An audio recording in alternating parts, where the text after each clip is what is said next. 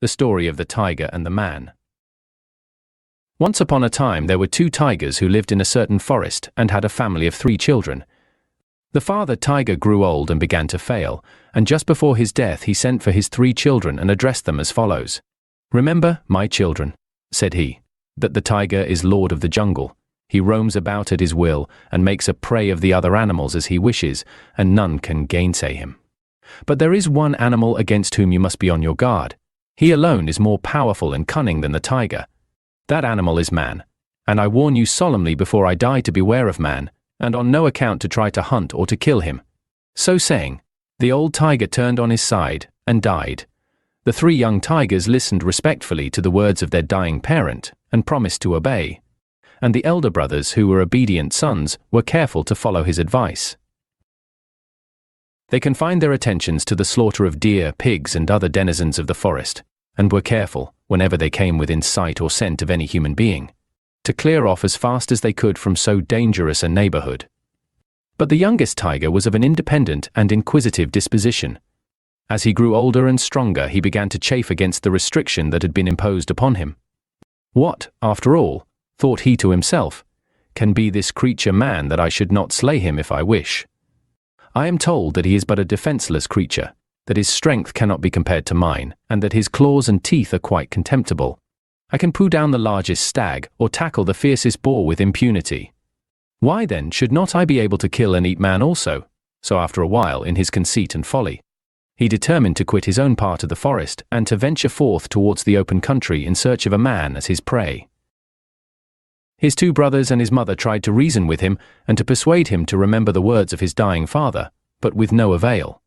And finally, one fine morning, in spite of their prayers and entreaties, he set off alone on his search. He had not proceeded very far when he met an old, worn-out pack bullock, thin and emaciated, and with the marks of many ancient scars on his back.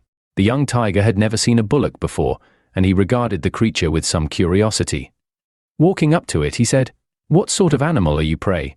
Are you a man by any chance?" "No, indeed," replied the creature. "I am only a poor bullock." "Ah," said the tiger. "Well, perhaps you can tell me what sort of an animal man is, for I am just going out to find and kill one." "Beware of man, young tiger," replied the bullock. "He is a dangerous and a faithless creature. Just look at me, for example. From the time when I was very young, I was man's servant. I carried loads for him on my back, as you may see by these scars, and for many years I slaved for him faithfully and well. While I was young and strong, he cared for me and valued me highly. But as soon as I became old and weak, and was no longer able to do his work, he turned me out into this wild jungle to seek my food as best I might, and gave no thought for me in my old age. I warn you solemnly to leave him alone and not to try and kill him. He is very cunning and dangerous." But the young tiger only laughed at the warning and went on his way. Soon afterwards he came across an ancient elephant wandering by itself on the outskirts of the forest, and feeding with its trunk on the grasses and foliage which it loves.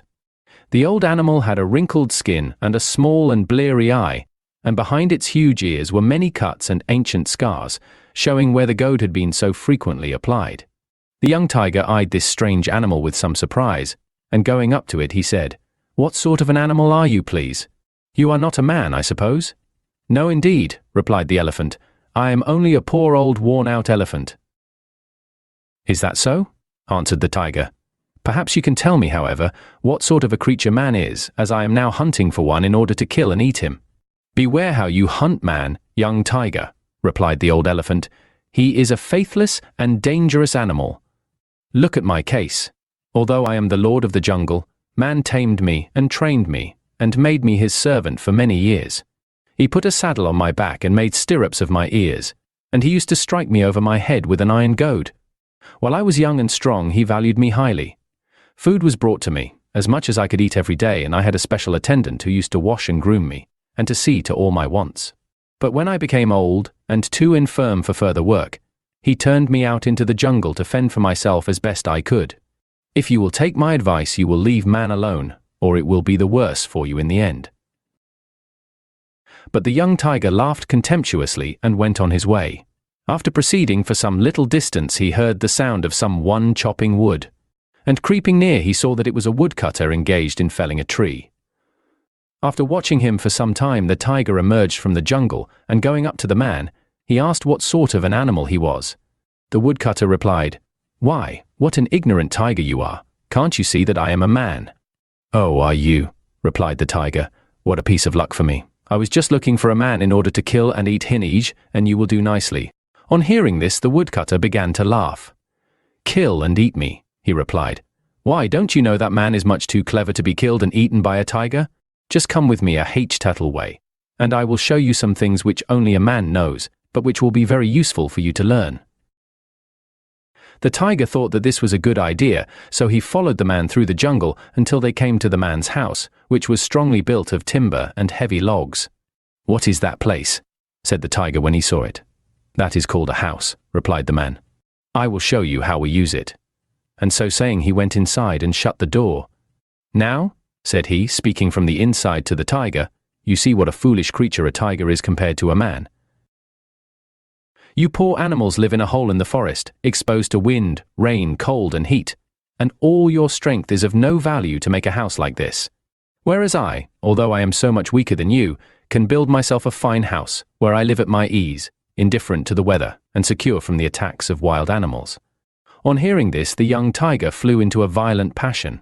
"What right," said he, "has an ugly, defenseless creature like you to possess such a lovely house? Look at me, with my beautiful stripes, and my great teeth and claws, and my long tail. I am far more worthy than you of a house. Come out at once, and give your house over to me." "Oh, very well," said the man, and he came out of the house, leaving the door open, and the tiger stalked in. "Now, look at me," called out the conceited young tiger from inside. "Don't I look nice in my fine house?" "Very nice indeed," replied the man, and bolting the door outside, he walked off with his axe, leaving the tiger to starve to death.